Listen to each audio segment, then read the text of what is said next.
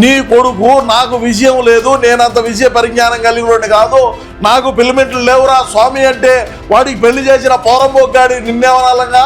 వాడు ఒప్పుకుంటున్నాడు కదా, నన్ను చెడదొప్పింది నువ్వే, నువ్వు చెప్తే నేను చేసుకున్నాను, నువ్వు 3 గంటల దాకా ఎవరినో పంపించి. నమస్కారం ప్రజలారా, మన పార్టీ మరి మాజీ మంత్రివర్యులు మాజీ శాసనసభ్యులు జోగి రమేష్ మరి మాట్లాడుతూ ఉన్నాడు ప్రెస్ మీట్లో. నా ప్రెస్ మీట్లో ఏం మాట్లాడుతున్నాడో మనం విని ఒక వివరణ ఇచ్చుకునేటువంటి ప్రయత్నం ఖచ్చితంగా చేయాలి మనం. ఎందుకంటే చాలా రకాలుగా వివిధ మాధ్యమాల్లో మనోడికి మరి పిల్మెంట్లు లేవని కొందరు, మనోడు అసలే రకరకాలుగా ఇన్ని మనం చెప్పకూడదు. సరే అతనే చెప్తున్నాడు వాళ్ళ నాయన, సరే ఏం మాట్లాడుతున్నాడో ఇందాం ఒకసారి. మీరు కూడా ఈయన మీ అభిప్రాయాన్ని తప్పకుండా కామెంట్ రూపంలో తెలియజేయండి. చెప్పుయా. దయచేసి తెలుగుదేశం పార్టీ అధ్యక్షుడు నారా చంద్రబాబు నాయుడు గారు చాలా గౌరవంగా పిలుస్తా ఉన్నా. గౌరవంగా పిలుచుకుంటా ఉంటే ఇస్తారు మెడలో, దాంట్లో ఏం తేడా ఏమున్నదే. మనం అధికారంలో ఉన్నప్పుడు అంటే చంద్రబాబు నాయుడు ఇంటి మీదకి పోయి మనం మంత్రి పదవి తెచ్చుకున్నాం, అది వేరే విషయం. ఇప్పుడు మనం గ్యారా ఉన్నాయి, మన దగ్గర ఏమి ఎక్కువ లేవు. చాలా గౌరవంగా చెప్తున్నా అంట. చెప్పు ఇందాం ఏం చెప్తున్నాడో.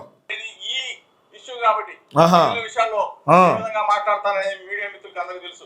ఈ విషయం కాబట్టి నారా చంద్రబాబు నాయుడు గారు మిమ్మల్ని ఎక్కడ కించపరచట్లా, వ్యక్తిగత జీవితాల్లో మేము ఇప్పుడు రాలా.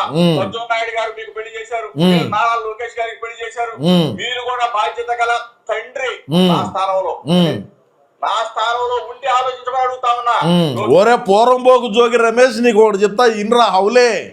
ఆడివురు చంద్రబాబు నాయుడు గారు, నారా లోకేష్ గారు, లేకంటే ఇంకా ఇతరైన వాళ్ళు, లేకంటే తెలుగుదేశం పార్టీకి సంబంధించిన ఐటీడీపీ వాళ్ళు దాన్ని ఈ సోషల్ మీడియాలో సర్క్యులేట్ చేయలేరా? పోరంబోకు నీ కోడలే ఆ వీడియోలు బయట పెట్టింది, నీ కోడలేరా? మరి నువ్వు తండ్రి స్థానంలో తండ్రి హోదాలో ఉండి ఆలోచన చేయండి అంటున్నావు. నీ కొడుకు నాకు విషయం లేదు, నేనంత విషయ పరిజ్ఞానం కలిగినోడిని కాదు, నాకు పిలిమెంట్లు లేవురా స్వామి అంటే వాడికి పెళ్లి చేసిన పోరంబోగ్గాడి నిన్నేమనాలంగా? వాడు ఒప్పుకుంటున్నాడు కదా, నన్ను చెడదొప్పింది నువ్వే, నువ్వు చెప్తే నేను చేసుకున్నాను, నువ్వు 3 గంటల దాకా ఎవరినో పంపించి నా బ్రెయిన్ వాష్ చేసిందంతా నువ్వే అని చెప్పి నీ కొడుకే అంటున్నాడు రా వీడియోల్లో. అయ్యేమి వేరే వాళ్ళు ఎవరన్నా సృష్టించినట్టు కాదు కదా, నీ కోడలు రిలీజ్ చేసినటువంటి వీడియోలు అయ్యి. దీనికి చంద్రబాబు నాయుడికి లోకేష్ గారికి ఏమి సంబంధం? అసలు సంబంధం ఏంది అంట. నేను చేసిందంతా నువ్వేనని చెప్పి నీ కొడుకు చెప్తా ఉంటే నువ్వు ప్రెస్ మీట్ పెట్టి పెద్ద నీ మాదిరి నీ అంత పత్తిగా లేడు, నువ్వు పెద్ద సాంప్రదాయమని నువ్వు ప్రెస్ మీట్లో మాట్లాడతావు. చెప్పుగా ఏందో. నువ్వు కూడా పాపం మీటింగ్ లో మాట్లాడావు, కించపరిచే డైలాగ్ మాట్లాడావు, గురించి కూడా మాట్లాడావు, నిన్ను కూడా గౌరవంగానే మాట్లాడుతా ఉన్నా. ఈ కేసుకు సంబంధించిన మీడియా సమావేశం కాబట్టి నిన్ను కూడా గౌరవంగానే మాట్లాడతా ఉన్నా. గౌరవంగా మాట్లాడుకుంటా ఉంటే ఏమైతుందో కూడా నీకు తెలుసు, అర్థమవుతుందా? గౌరవం లేకుండా మాట్లాడితే ఏమవుతుందో నీకు తెలుసు. మరి గత కొద్ది రోజుల క్రితం మరి ఏ విధంగా తమరిని పోలీసులు అదుపులోకి తీసుకున్నారో తెలుసు. నువ్వు పెద్ద పోటు మొగడు అని నువ్వు అనుకుంటే సరిపోదని కూడా నేను చెప్తా ఉన్నా. ఈరోజు రెడ్ బుక్ అవసరం లేదన్నావు, ఓకే. రెడ్ బుక్ అవసరం అయినప్పుడు నన్ను 53 రోజులు జైలు పెట్టావు, నన్ను నా తమ్ముడిని, నా కొడుకుని రాజీవ్ని జైల్లో పెట్టావు. నువ్వు వచ్చిన తర్వాత, మీ ప్రభుత్వం వచ్చిన తర్వాత 2 సంవత్సరాల 3 నెలల కాలంలో నా కుటుంబం మీదే పడ్డారు మీరు. నా ఇంటిని ధ్వంసం చేయాలనుకున్నారు, నా మీద హత్యా ప్రయత్నం చేయాలనుకున్నారు, ఇన్ని కార్యక్రమాలు చేసినా నువ్వు పెద్ద ఇదిలేరా బాబు, నిన్ను పెద్ద ఇదిలే. నువ్వు పెద్ద సాంప్రదాయం, నువ్వే అగ్రిగోల్డ్ భూములు దొబ్బలా, లిక్కర్ కల్తీ మద్యం లిక్కర్ తయారు చేయాల, నువ్వు కల్తీగా లిక్కర్ నువ్వే స్పిరిట్ తెచ్చి ఏ విధంగా తయారు చేయాలో, ఏంది కథ, ఏంది వ్యవహారం అని చెప్పి మీరు ఒకటే బజార్లో తయారు చేసేవాడు. ఇదంతా కథ వ్యవహారం జరిగింది. మీరు పెద్ద సాంప్రదాయంలో, మీరు ఎక్కడ అవినీతి చేయలా, ఎక్కడ అక్రమాలకు పాల్పడలా, ఎక్కడ భూ కబ్జాలు చేయలా, మీరు పెద్ద సాంప్రదాయాలు అని చెప్పి మిమ్మల్ని తీసుకొని అరెస్ట్ చేశారా బాబు. మీరు చేసిందే లంగా పని, చట్టం తన పని తను చేసుకొని పోతుంది, చట్టానికి ఎవరు చుట్టం కాదు. మరి బ్రహ్మాండంగా చేసుకొని పోయినారు.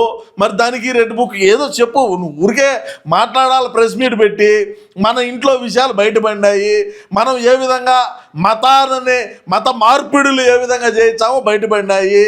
మరి నీ సతీమణి గారు ఏ విధంగా మత మార్పిడి చేయమని చెప్పి ఒత్తిడి పెట్టారని చెప్పేది కూడా బయటపడినాయి.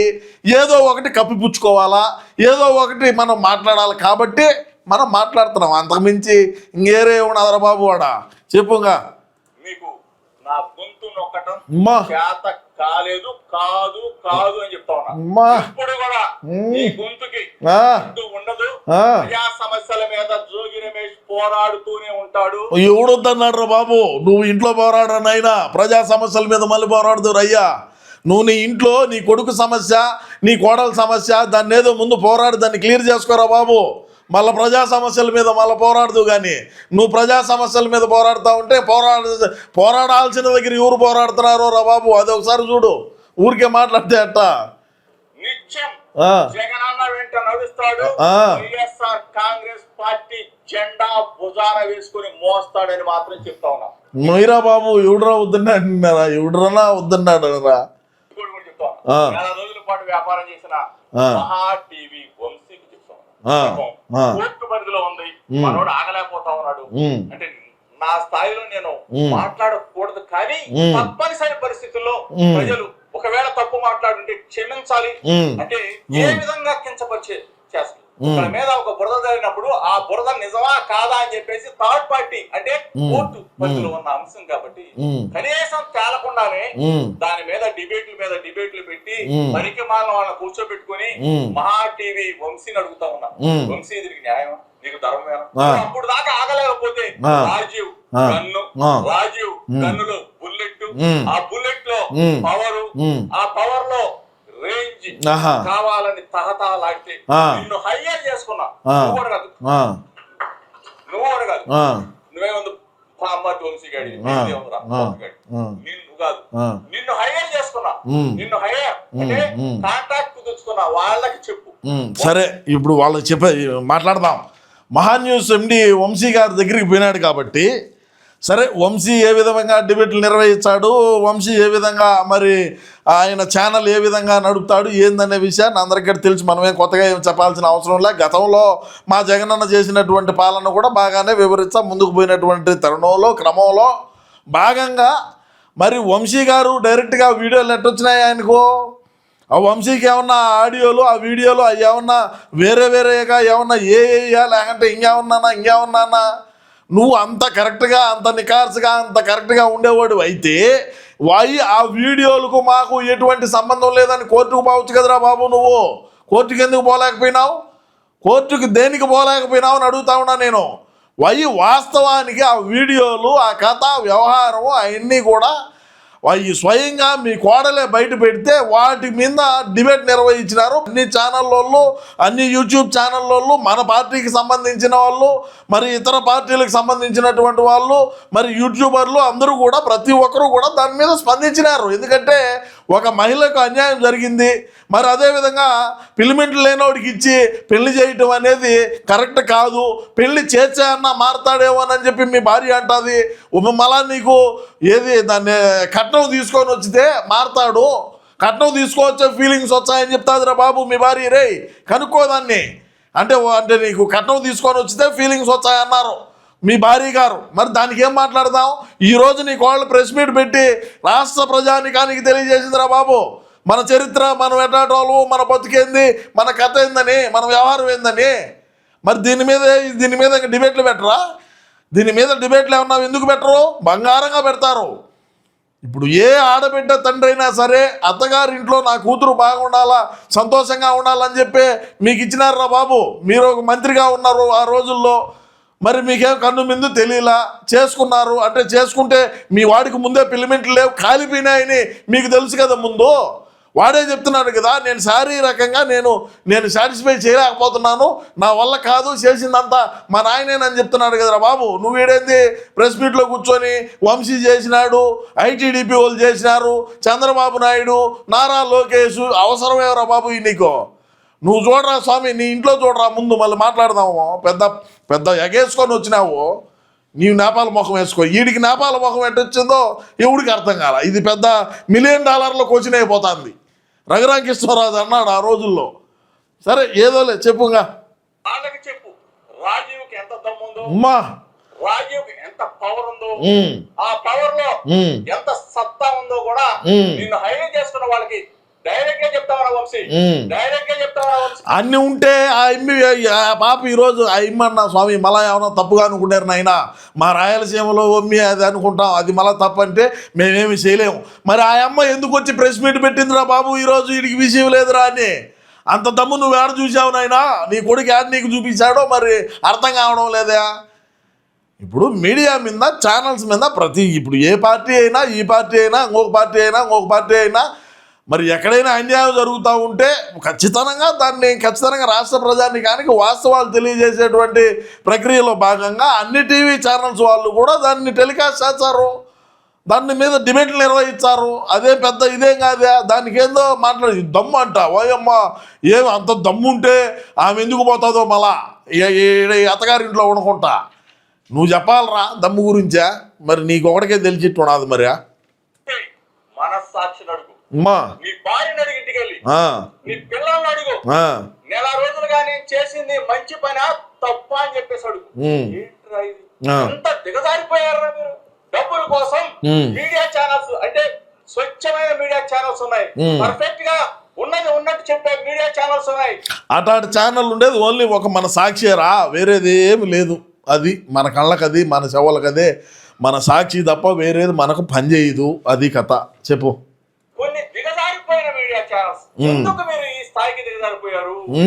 ఇంతకన్నా ఇంకోటి చేసుకోవడం బెటర్. మీరు పౌడర్ రాసుకుంటావు, కూర్చుంటావు, మా వాళ్ళు అంటారు టాల్కమ్ పౌడర్ వంశీ అని. నేను ఎప్పుడు చూడలా, కానీ ఓడి చెప్తా ఉన్నా, బామ్మద్ది వంశీ మీ భార్య నాకు చెల్లి, ఒకసారి మా చెల్లి దగ్గరికి వెళ్ళు, నేను ఈ విధంగా చేశాను కరెక్టా అని చెప్పి అడుగు. చెప్పు తీసుకొని కొట్టింది, చెప్పు పెట్టి కొట్టింది.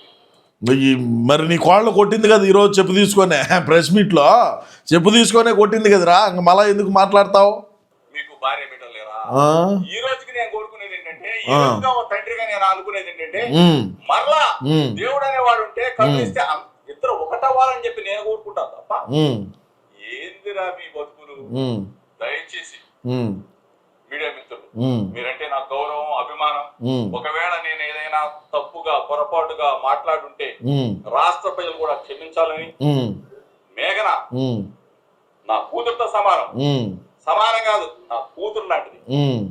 నేను గాని నా భార్య గాని. మరి నీ కూతురు ఇంట్లో కూర్చొని దేవుడి రూమ్లో అగరబత్తీలు వెలిగించి హారతిచ్చా ఉంటే నువ్వేం మాట్లాడినావురా? చనిపోయిన శవం వాసన అయింది, శవం పోయేటప్పుడు వచ్చే వాసన వస్తుంది, అగరబత్తీలు వెలిగించుకుంటా ఉంటే నీ కూతురే కూర్చొని అగరబత్తీలు వెలిగించుకుంటా ఉంటే నువ్వు ఆ మాట మాట్లాడతావా? నీ కూతుర్ని మరి వేరే వాళ్ళు ఎవరైనా సరే హిందువులో నుంచి క్రిస్టియానిటీలోకి రా, క్రిస్టియన్గా మారు అని అంటే నువ్వు ఊరుకుంటావా? చెప్పు దీనికి సమాధానం.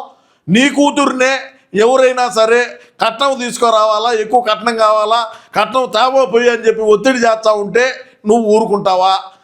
చెప్పు. ఊరికే మాట్లాడితేట. మరి నీ కూతుర్ని ఇచ్చిన దగ్గరనే వాడికి పిలిమెంట్లు లేకుండా ఉంటే, నీ కొడుకు మాదిరి కరెంట్ లేనోడైతే నువ్వేం చేస్తావు?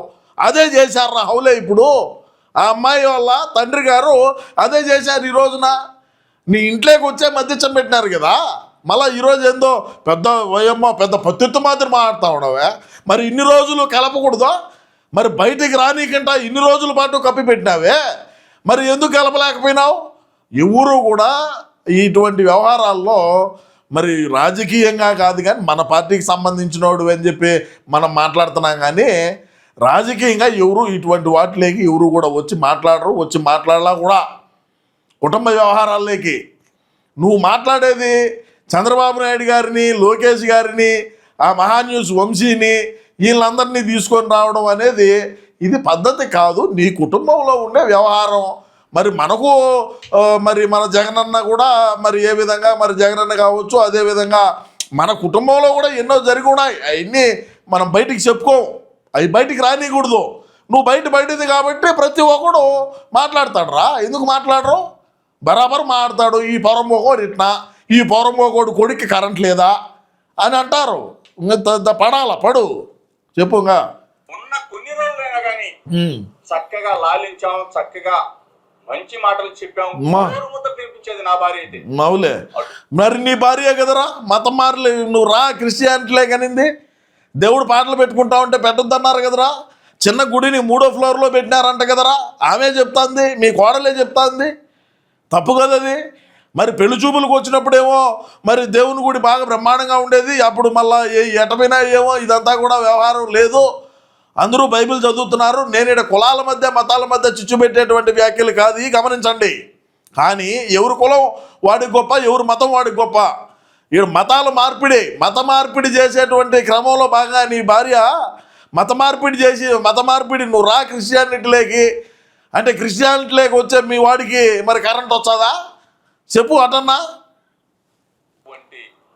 మంచి కుటుంబాన్ని తీసుకొచ్చి రోజు ఒక ఇంకా ఏం వేసుకుంటారు ఒకటే చెప్తా ఉన్నా, చంద్రబాబు నాయుడికి చెప్తా ఉన్నా, లోకేష్ కి చెప్తా ఉన్నా, దయచేసి చెప్తా ఉన్నా, మిమ్మల్ని ఏమి నేను కుటుంబ పరంగా గౌరవిస్తాం, బాధ్యత గల వ్యక్తులుగా మిమ్మల్ని గౌరవిస్తాం.